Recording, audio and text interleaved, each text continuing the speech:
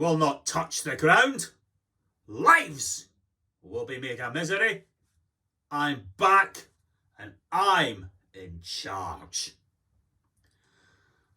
Sadly, I'm not Mr. Mackay from Porridge. I am in fact clinging on as Alistair McIntosh, Chief Executive of the Housing Quality Network, and welcome to this week's edition of First Things First. What I want to talk about today is how come every housing minister starts out with the vigour and the energy of Mr. Mackay, and bit by bit they turn into Mr. Barraclough, or worse still, the insipid governor. When Robert Jenrick was first appointed, I had high hopes. He said all the right things. He was horrified about the delays about implementing action after Grenfell. He had sleepless nights. He was very moved by meeting the families in Grenfell United.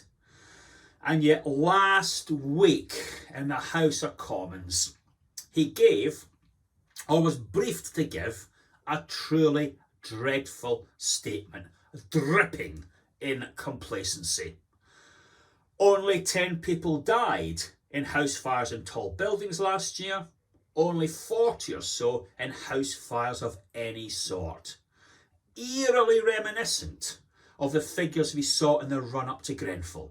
From 2011 to 2018, only 0.5% of property fires resulted in a fatality, and only 0.02% resulted in multiple fatalities in property fires.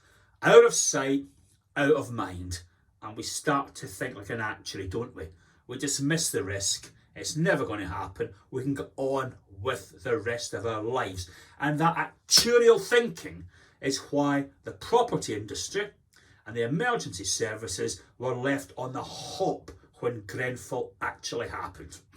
It's astonishing to me that the government, through the regulator, tells us to stress test for all manner of extreme and improbable financial risks, and yet we get that dismal, actuarial, it will never happen mentality in that statement in the House of Commons.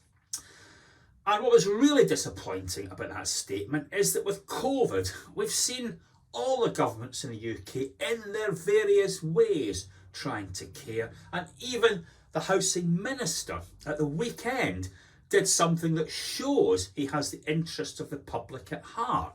He extended the eviction ban. In truth, he could hardly do anything else.